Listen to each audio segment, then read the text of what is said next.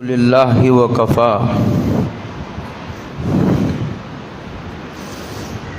وسلام علی عبادہ الذین اصطفى اما بعد اعوذ باللہ من الشیطان الرجیم بسم اللہ الرحمن الرحیم شہر رمضان الذی انزل فیہ القرآن صدق اللہ مولانا العظیم۔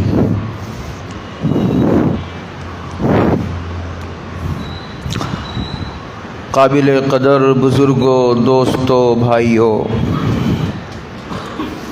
السلام علیکم ورحمۃ اللہ وبرکاتہ۔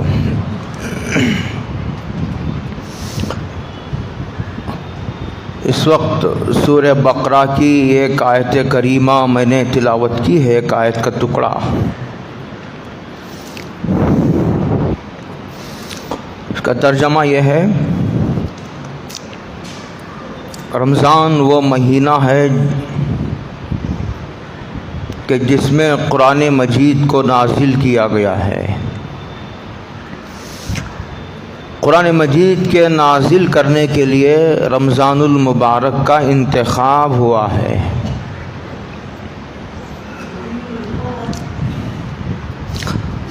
ویسے تقریباً تمام کتابیں، آسمانی کتابیں رمضان المبارک میں نازل ہوئی ہیں، اسی لیے رمضان المبارک کو آسمانی کتابوں کا میزبان کہا جاتا ہے۔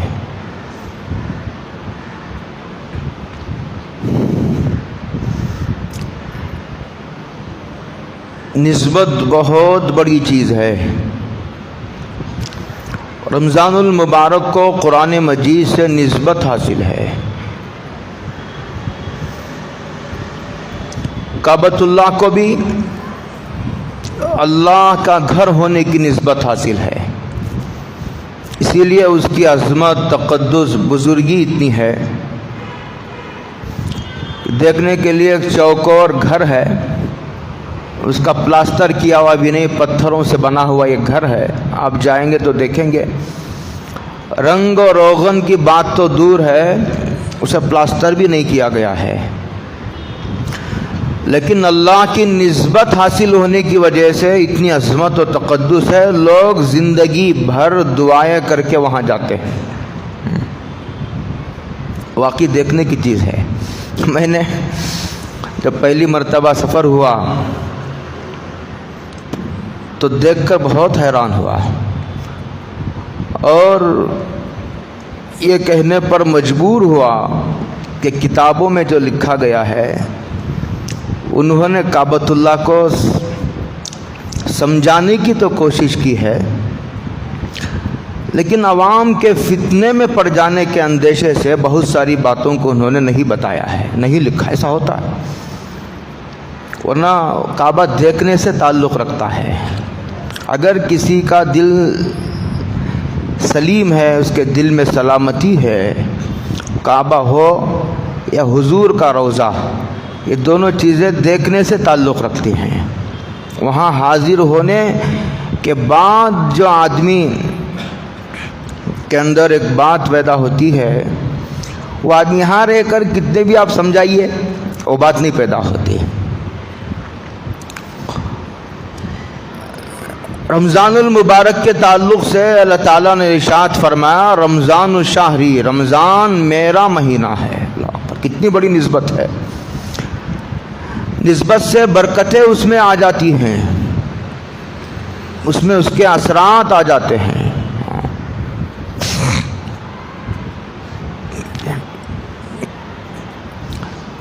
یہ شعبان کا بالکل آخری حصہ چل رہا ہے۔ کچھ چیزیں وہ ہیں جو رمضان میں کرنے کی ہیں، وہ تو انشاءاللہ آپ کو بتائی جاتی رہیں گی۔ کچھ چیزیں وہ ہیں جو رمضان سے پہلے کرنے کی ہیں،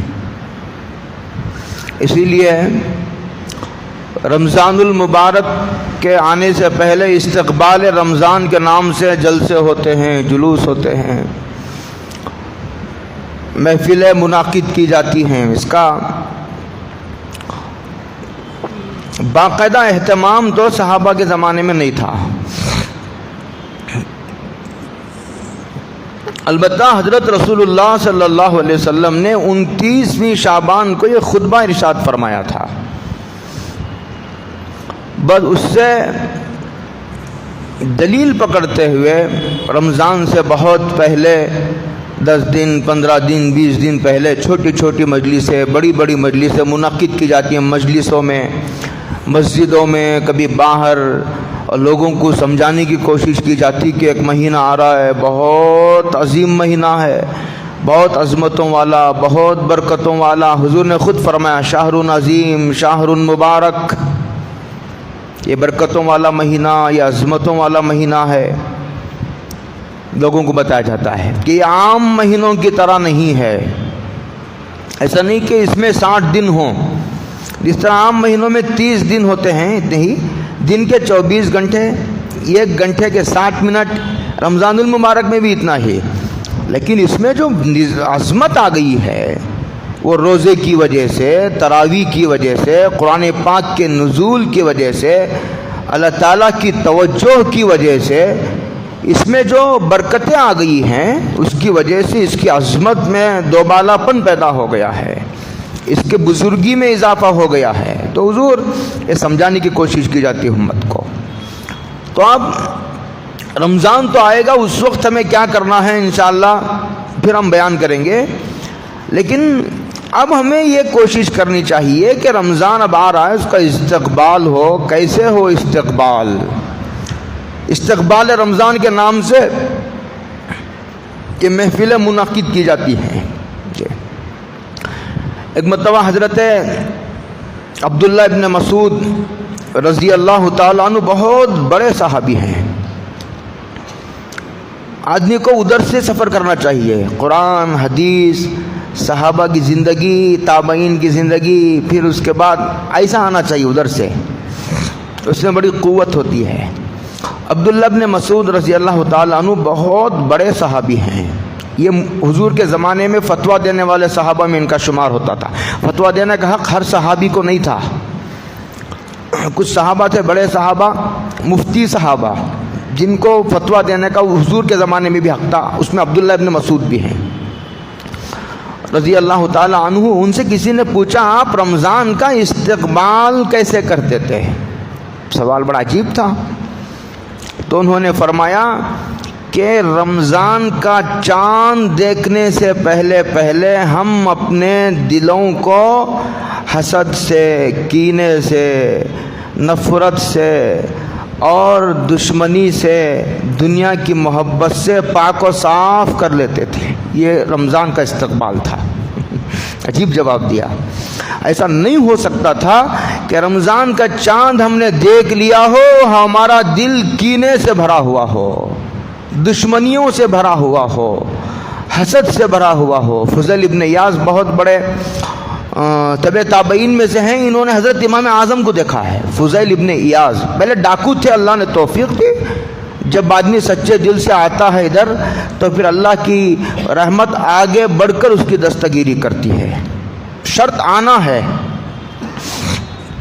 آدمی چل کر آتا ہے، حدیث میں آتا اللہ دوڑ کر آتے ہیں. آدمی ایک انچ آتا ہے، حدیث میں اللہ تعالیٰ ایک بالشت آگے آتے ہیں. کوئی آدمی ایک بالش چل کر آتا ہے، اللہ تعالیٰ ایک ہاتھ آگے بڑھ کر آتے ہیں. چل کر آتا ہے، اللہ دوڑ کر اس کا استقبال کرتے ہیں. تو فضیل ابن ایاز کہتے ہیں کہ پہلے لوگوں کی جو فضیلتیں تھی، بہت غور کرنے کی بات ہے یہ، ہم سب کے کام کی بات ہے یہ. فضیل ابن ایاز فرماتے ہیں پہلے سلف صالحین کی جو فضیلت تھی وہ زیادہ روزے رکھنے اور زیادہ نمازیں پڑھنے کی وجہ سے نہیں تھی. یعنی اس کا مطلب یہ نہیں تھا کہ وہ نمازیں نہیں پڑھتے تھے، زیادہ روزے نہیں رکھتے تھے، نہیں. 100 رکعت 300 رکعت نماز پڑھ رہے ہیں. بعض تابعین کے بارے میں آتا 600 رکعت نماز پڑھ رہے ہیں. کوئی تعجب کی بات بھی نہیں ہے. اگر آپ کو اس بات کو سمجھنا ہو تو آپ چلے جائیے لائبریری میں. 1000 رکعت روزانہ پڑھتے تھے. آپ کو تعجب ہوتا ہے کیسا پڑھتے ہوں گے؟ میں سمجھانے کے لیے، یہ تو کتابوں میں لکھا ہوا ہے، لیکن ان کی لکھی ہوئی کتابیں ہیں کہ ایک آدمی نے قرآن شریف کی تفسیر لکھی جس کی 1000 جلدیں ہیں۔ یہ وقت میں برکت ہے، یہ تو سنی ہوئی باتیں ہیں، ہم نے دیکھا نہیں امام اعظم کو، لیکن اس زمانے کے بزرگوں کی لکھی ہوئی کتابیں ہماری لائبریریوں میں ہیں کہ انہوں نے بخاری شریف کی شرح لکھی 500 جلدوں میں۔ پوری زندگی لگا کر بھی آدمی پڑھنا چاہے تو ممکن نہیں ہے۔ وقت کی برکت کی بات ہے، جب اللہ کسی سے کام لینا چاہتے ہیں تو عمر میں برکت ڈال دیتے ہیں، وقت میں برکت ڈال دیتے ہیں، اس کے قلم میں برکت ڈال دیتے ہیں۔ ایک آدمی ایک جماعت کا کام کرتا ہے، یہ اللہ تعالیٰ کی غیر معمولی مدد و نصرت ہوتی ہے۔ تو کہتے تھے کہ پہلے لوگوں کی جو فضیلتیں تھیں وہ زیادہ نمازیں پڑھنے اور زیادہ روزے رکھنے کی وجہ سے نہیں، بلکہ لِسَلَامَتِ صُدُورِهِمْ، عربی کے الفاظ ہیں وہاں، ان کے دلوں کی سلامتی کی وجہ سے، کہ ان کے دل بالکل پاک و صاف آئینے کی طرح، کسی کے تعلق سے کوئی دشمنی نہیں، کسی کے تعلق سے کوئی کینہ نہیں، کسی کے تعلق سے کوئی بغض نہیں، کسی کے تعلق سے کوئی بدخواہی نہیں، کسی کو نقصان پہنچانے کا کوئی ارادہ نہیں، منصوبہ نہیں۔ ایسے دل، یہ فضیل ابن یاس کا مقولہ ہے۔ پہلا مقولہ حضرت عبداللہ ابن مسعود صحابی کا ہے، یہ تبع تابعین میں سے ہے، انہوں نے امام اعظم کو دیکھا ہے۔ ایک صحابی کے بارے میں آتا ہے، روایت کا درجہ مجھے نہیں معلوم ہے، اب معلوم کر لیجئے کہ ایک صحابی آئے تو حضور نے ان کی طرف انگلی کر کے دکھا کر کے کہا کہ دیکھو جنتی کو دیکھنا ہو تو ان کو دیکھ لو۔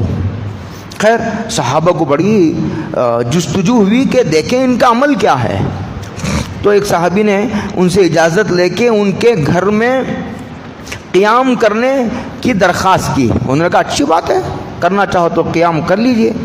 تو ان کے گھر میں رہنے لگے تو دیکھا کہ وہی نمازیں، وہی روزہ، وہی ذکر جو ہم کرتے ہیں، کوئی خاص بات نہیں، کوئی خاص فرق نہیں۔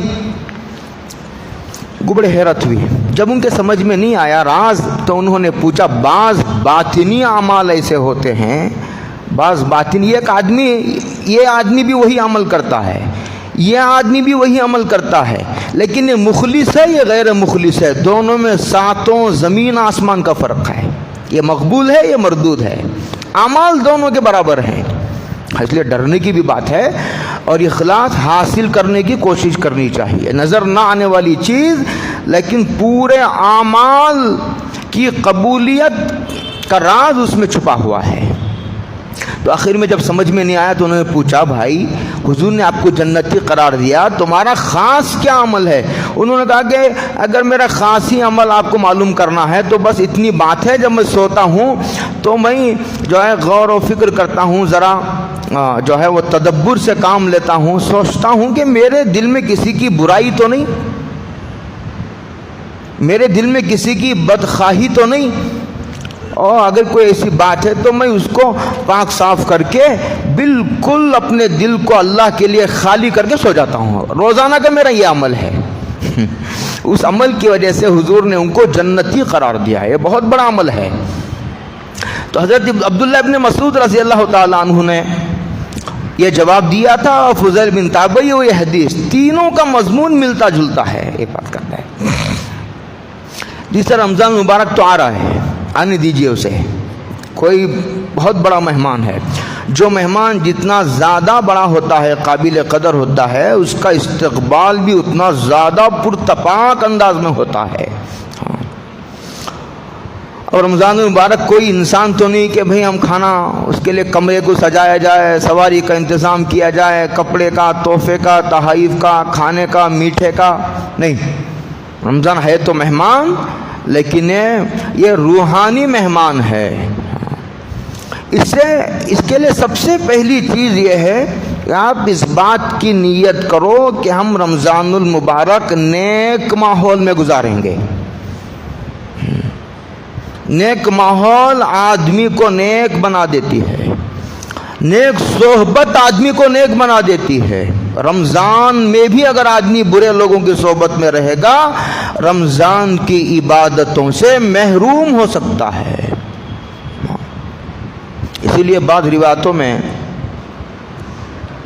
اس کا پس منظر تو الگ ہے، لیکن بزرگوں نے یہ لکھا ہے،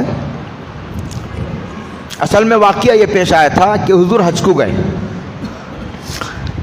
تو حج کو جب جا کر آئے تو عورتوں نے کارگزاری سنائی، اور بہت بڑا مجمع گیا تھا حضور کے ساتھ، مردوں کا عورتوں کا۔ جب واپس آئے تو عورتوں نے کارگزاری سنائی کہ ہم یہاں گئے تھے، حضور نے یہ ارشاد فرمایا، جبل رحمت کے پاس سرکار نے یہ خطبہ ارشاد فرمایا، اور اونٹ پر سوار ہو کر طواف کرتے ہیں، حضور نے یہ ہدایات دی، یہ تعلیم دی، یہ ارشاد فرمایا، وہاں گئے تھے حضور نے یہ فرمایا، یہاں حضور نے نماز پڑھی۔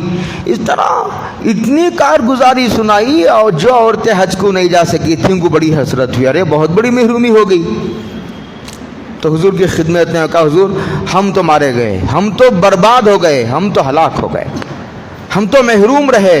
تو جب حضور نے فرمایا تھا کہ رمضان میں عمرہ کرو، جاؤ اب حج ہو گیا تو کیا ہوا، رمضان میں جا کر کے عمرہ کرو، تعدلوا حجۃ معی، کہ میرے ساتھ حج کرنے کے برابر اجر ملے گا، یہ اسی پس منظر میں کہا تھا۔ اسی لیے بعض بزرگوں نے لکھا ہے کہ اگر کسی کو اللہ نے دولت دی ہے اور کوئی خاص ذمہ داری اس کی نہیں ہے اجتماعی، اور کوئی خاص اجتماعی ذمہ داریوں پر اثر نہیں آتا ہے، تو رمضان وہ مکے میں مدینے میں گزارے ہیں، بڑا پاکیزہ ماحول۔ رمضان المبارک میں اللہ کے راستے کا سفر ہوائی جہاز سے طے ہوتا ہے، معلوم ہے آپ کو یا نہیں معلوم ہے؟ روزانہ جو سفر طے ہوتا ہے وہ سائیکل پر بلکہ پیدل طے ہوتا ہے۔ یہاں سے آپ چلیں گے حج کو پیدل، کتنے دن لگیں گے؟ 6 مہینے، 9 مہینے، 3 مہینے لگ جاتے ہیں۔ اگر آپ ہوائی جہاز سے جائیں گے 4.5 گھنٹے میں جدہ پہنچ جائیں گے۔ رمضان المبارک میں اللہ تعالیٰ کا سفر، اللہ تعالیٰ کے راستے کا سفر ہوائی جہاز سے طے ہوتا ہے، بلکہ وہ بھی سمجھانے کے لیے ہے، اس سے بھی تیز رفتار سواری اگر کوئی آ گئی ہو تو اس رفتار سے اللہ کا سفر طے ہوتا ہے۔ اسی لیے نیک ماحول میں رمضان گزارنے کی کوشش کرے، یہ بہت ضروری ہے۔ دوسرا دیکھیے،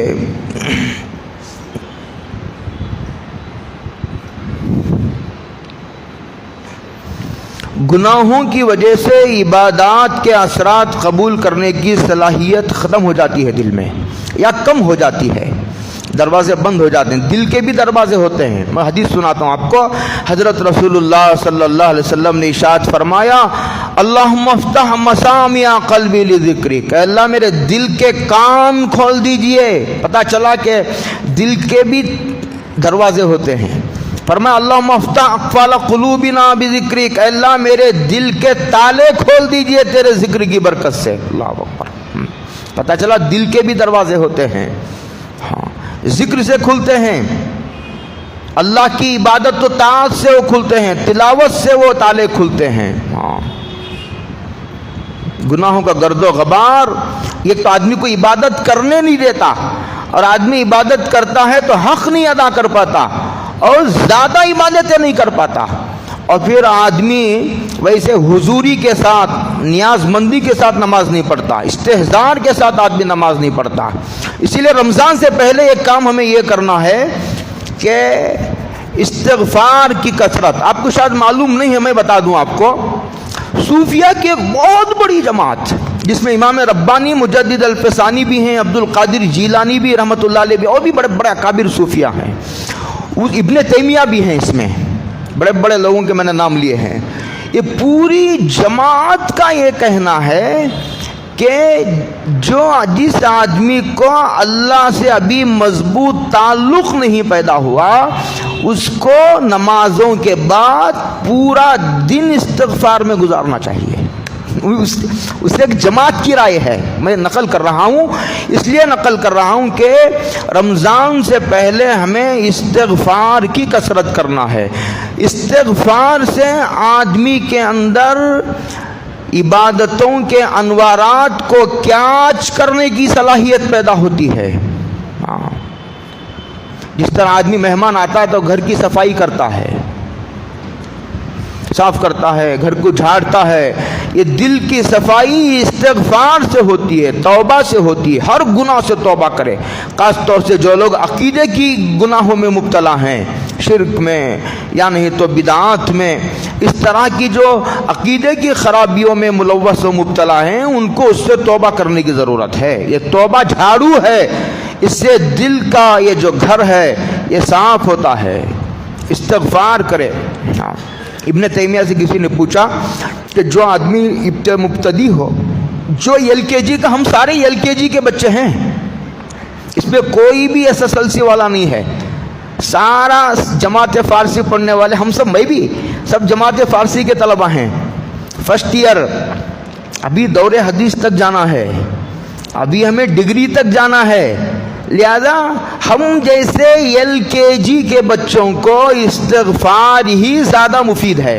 ابن تیمیہ سے کسی نے پوچھا کہ ایک آدمی ہے جو LKG والا ہے، یعنی اس راستے کا، تو اسے ذکر تلاوت زیادہ کرنا چاہیے یا استغفار کرنا چاہیے؟ انہوں نے عجیب جواب دیا اور فرمایا کہ گندے کپڑے کو صابن کی زیادہ ضرورت ہے، جو کپڑا میلا ہو گیا ہے اسے صابن کی زیادہ ضرورت ہے۔ استغفار روح کا صابن ہے، روح کا غسل ہے، توبہ غسل ہے روح کا۔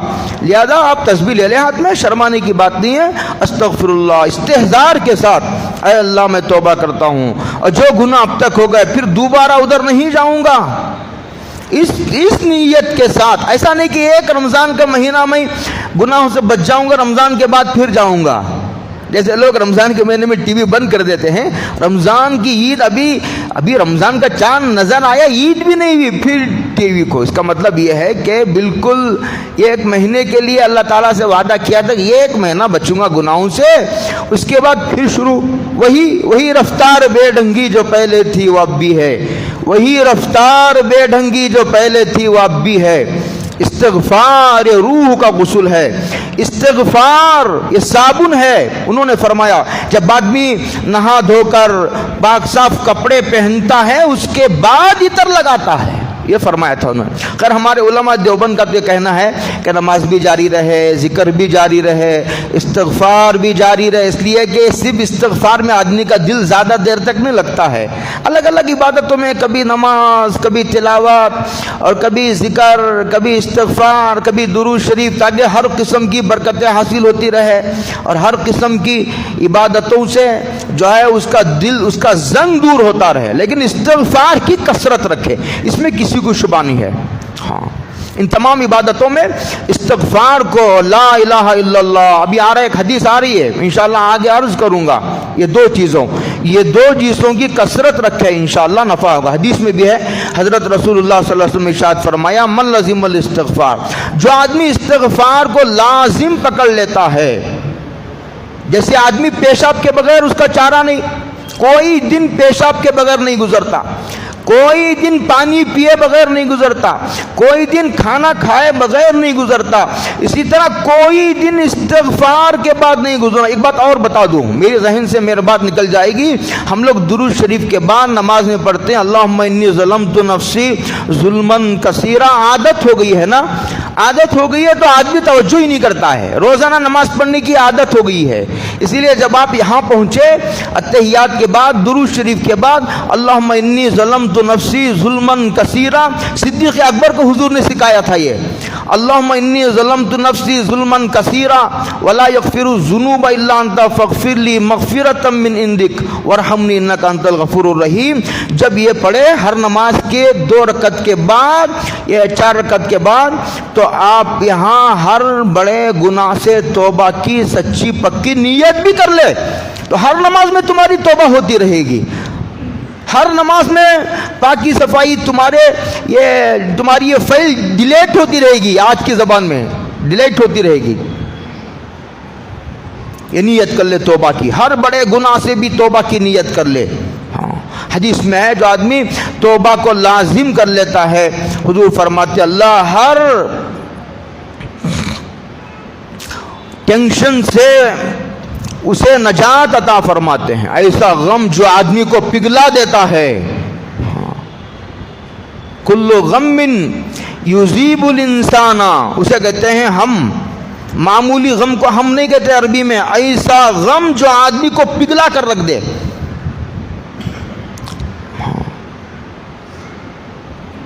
اور ہر تنگی سے وہ من کل ضیق مخرجا، ہر تنگی سے نکلنے کا راستہ اللہ پیدا فرما دیتے ہیں، اور ایسی جگہ سے روزی پہنچاتے ہیں جہاں سے روزی پہنچنے کا بظاہر وہم و گمان بھی نہیں ہوتا. یہ استغفار کی فضیلت ہے. استغفار رمضان سے پہلے استغفار کی کثرت رکھے. ہاں 100 مرتبہ کرے، 500 مرتبہ کرے، 1000 مرتبہ کرے، 2000 مرتبہ کرے. جتنا زیادہ آپ صابن لگائیں گے، آلے سے دھویں گے، کتنے بھی گہرے دھبے ہوں آلے سے نکل جاتے ہیں. ویسے پانی ڈالیں گے تو نہیں نکلیں گے، بس صابن سے نکلیں گے. بس صابن سے بھی نہیں جاتے دھبے، وہ آلے سے جاتے ہیں. اس لیے جتنی زیادہ استغفار کریں گے انشاءاللہ کوئی دھبا دل پر باقی نہیں رہے گا انشاءاللہ. تو ذکر کی کثرت یہ کرو، تلاوت کی کثرت. اور جن لوگوں کو قرآن مجید پڑھنا نہیں آتا ان کو میرا مشورہ یہ ہے ہمیشہ کہ وہ تلاوت سنو. کان کے گناہ سے بچنے کا طریقہ، واحد طریقہ، زبان کے گناہ سے بچنے کا واحد طریقہ رمضان میں یہ ہے کہ تم ذکر کرو، جو چاہے ذکر کرو.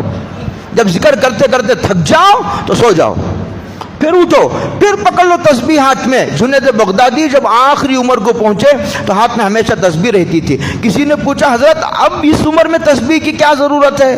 اللہ سے تعلق پیدا ہو گیا. تو حضرت فرمایا کرتے تھے اسی تسبیح کی وجہ سے، اسی تسبیح نے مجھے یہاں تک پہنچایا ہے.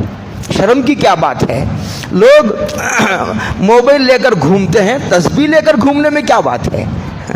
موبائل تو شیطان ہے، سب سے بڑا شیطان اس وقت دنیا کا. اگر شیطان کو، میں ایسا سوچ رہا ہوں کہ اگر شیطان کو اللہ تعالیٰ دکھا دے تو میرے خیال کو فون کی شکل بنے گی.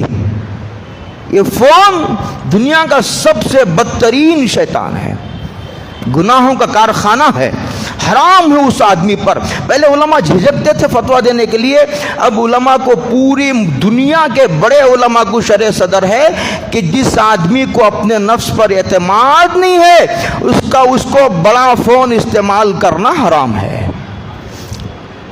جس آدمی کی تنہائیاں پاک نہیں ہیں پھر اس کو رسوائیوں کا سامنا کرنا پڑتا ہے.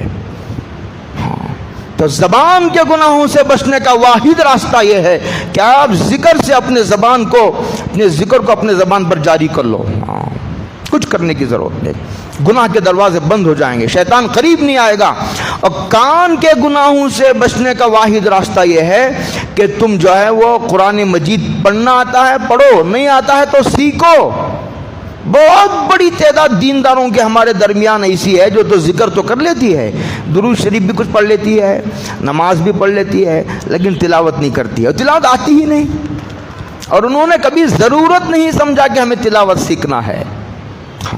زندگی کے 50 منزلیں گزر گئی، زندگی کے 60 سال ہو گئے، فرشتہ آنے ہی والا ہے، لیکن وہ قرآن مجید ایک ہی تو کتاب نازل ہوئی ہے حضور پر، ایک ہی تو کتاب نازل ہوئی تھی، اس کتاب کا بھی ہم نے یہ حق ادا کیا کہ اسے بھی نہیں پڑھنا آتا ہے. کیسی بڑی عجیب و غریب بات ہے.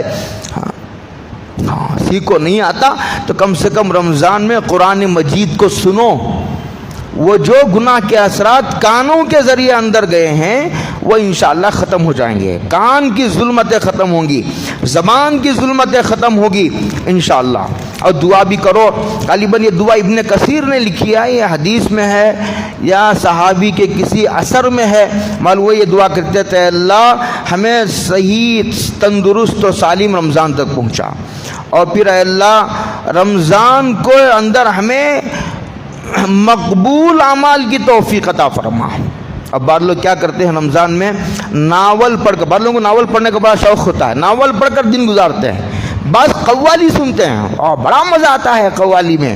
موسیقی والی قوالی سننا تو حرام ہے.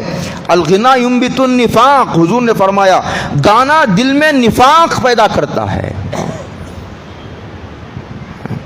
انٹرنیٹ کا بلا وجہ استعمال بند کر دیجئے.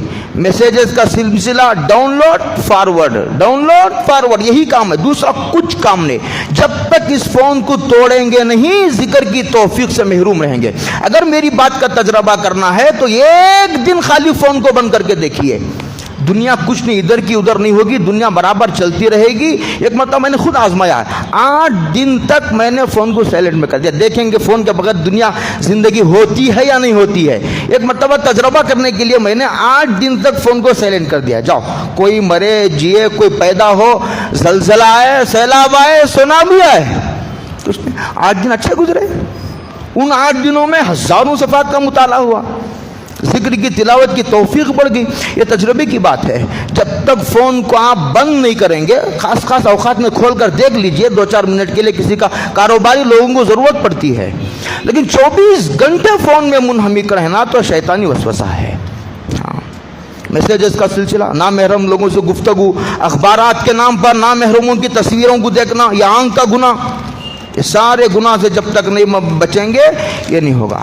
اور پھر رمضان کی تیاری کا مطلب یہ ہے کہ آپ رمضان میں آخری عرصے میں نکل جاتے ہیں, مرد بھی عورتیں بھی. کپڑے ابھی خرید لیجئے, کیا گناہ کی بات ہے, وہ کوئی پوری دنیا کے لیے کپڑے خریدنا ہے. دو آپ ہیں, دو آپ کے بچے ہیں, ان کے لیے کپڑے ابھی خرید لیجئے, کیا گناہ کی بات ہے. پورے مہینے کے راشن کا انتظام کر لیجئے, اپنے کاروبار کی ترتیب بنا لیجئے. لوگ تراویح ہی نہیں پڑھتے, کاروبار سے تھک کر آتے ہیں. اور دیکھو, لمبی نمازیں نہ پڑھ سکو تو نہ پڑھ سکو, کم سے کم رمضان آنے سے پہلے یہ ترتیب بنا لو کہ 5 وقت کی نماز مسجد میں جماعت کے ساتھ پڑھیں گے. بعض لوگ سحری کر کے وہیں سو جاتے ہیں. اچھے دیندار لوگ گھروں میں مصلی بٹھائے بیٹھے ہیں, یہ حضور کی سنت سے گمراہی کا راستہ ہے, یہ حضور کی جاری کردہ سنتیں ہیں. نوافل کا بھی اہتمام کرو. جب نوافل کا اہتمام ہوتا ہے تو فرائض میں جان پڑ جاتی ہے. دوپہر میں 1 گھنٹہ سویا کرو 4 سے 5 تک, تاکہ تراویح میں بشاشت رہے. جسے تراویح پڑھنا ہو اطمینان سے تفسیر سننا ہو, جسے اطمینان سے ذکر کرنا ہو, دوپہر میں کم سے کم 1 گھنٹہ 1.5 گھنٹہ سویا کرو, تاکہ شام تہجد میں بھی آسانی سے اٹھ سکو, تراویح اطمینان سے ہو. ایسا نہیں کہ دن بھر کا تھکا مند آ کے نماز میں کھڑا ہے, بڑی بد دلی کے ساتھ نماز پڑھ رہا ہے. اللہ متوجہ ہے, اس کو توجہ کا کوئی خیال نہیں, اللہ اس کی طرف متوجہ ہے. یہ اس چکر میں ہر 2 منٹ کو دیکھ رہا ہے گھڑی, 5 منٹ زیادہ ہو گئے, 2 منٹ زیادہ ہو گئے. اسی بھی کیا بے دلی کی بات ہے. اللہ اپنے دربار میں حاضری کا موقع دیا ہے تو جلدی بھاگنا یہ اللہ تعالیٰ کی عظمت سے دلوں کے خالی ہونے کی علامت ہے. اس میں کیا شبے کی بات ہے. اپنے ذہن کو ابھی سے تیار کر لیجئے, ذہنی اعتبار سے تیار ہو جائیے. اگر عورتوں کے کوئی روزے قضا ہو گئے ہیں بیماری کی وجہ سے یا ماہواری کی وجہ سے, شعبان کا مہینہ بڑا اچھا ہے, رمضان سے پہلے اس سے فارغ ہو جائے. یہ عبادتوں کا مہینہ ہے.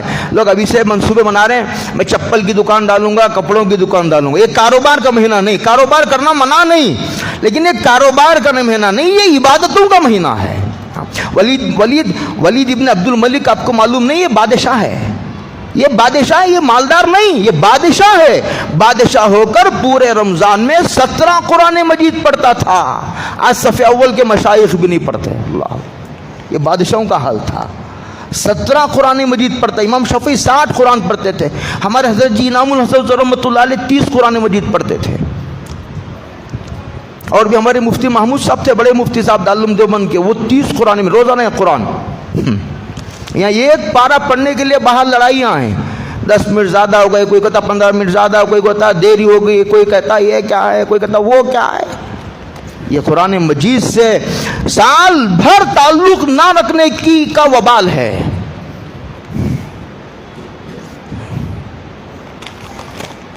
مصروفیات بڑھانے کا مہینہ نہیں ہے, یہ مصروفیات گھٹانے کا مہینہ ہے. ہمارے اکابر لکھنے پڑھنے والے سارے اکابر کو آپ یا نہیں تو عمرے میں دیکھیں گے, علمی بزرگان دین, تقی عثمانی صاحب جیسے درجے کے لوگ بڑے پوری دنیا کے شیخ الحدیث آپ عمرے میں دیکھیں گے، لکھنا پڑھنا چھوڑ کر کہ جب تک ان کو یہ چھوڑ کر نہیں جائیں گے ہمارا دل نہیں ہٹے گا، دل کو اللہ کے لیے خالی کر لینا۔ مجھے یاد آتا ہے کہ حضرت تھانوی رحمۃ اللہ علیہ ایک مرتبہ اپنے گھر سے خانقاہ جا رہے تھے تو ساتھ میں مفتی شفیع صاحب تھے، تقی عثمانی صاحب کے والد، دارالعلوم کراچی کے بانی۔ انہوں نے حضرت تھانوی نے جو ہے اپنا ہمیشہ قلم و کاغذ رہتا تھا، نکالا اور کچھ لکھا، لکھ کے پھر جو ہے جیب میں رکھ لیا۔ اس کے بعد مفتی شفیع صاحب کو دیکھ کر کے کہا یہ ایک مضمون بار بار دل پر آ رہا تھا، میں نے دل سے نکال کر کاغذ پر رکھ دیا ہے اور دل کو اللہ کے لیے خالی کر لیا ہے۔ تھوڑا بھی دل اگر کہیں اٹکا رہے گا تو پھر عبادات میں وہ یکسوئی نہیں پیدا ہوگی۔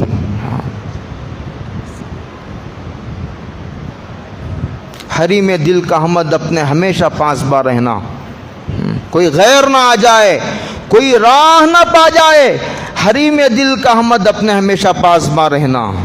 مصروفیات میں کمی، نوافل کی عادت ابھی سے ڈال لیجیے، نوافل بڑھا دیے، 5 وقت کی نماز، سنتیں نوافل پڑھیے اور اطمینان سے پڑھیے انشاءاللہ رمضان میں اس کا، اور اگر ہو سکے تو پیر جمعرات کو روزہ رکھیے۔ یہ مہینے میں حضور کثرت سے روزے رکھتے تھے، 2 روزے 1 روزے رکھ لیجیے تاکہ رمضان کے فرض روزوں میں جان پڑ جائے۔ اگر کسی کو سگریٹ کی عادت ہے، کسی کو بیڑی پینے کی عادت ہے تو کم کر لے تاکہ روزے ان کے لیے بھی آسان ہو۔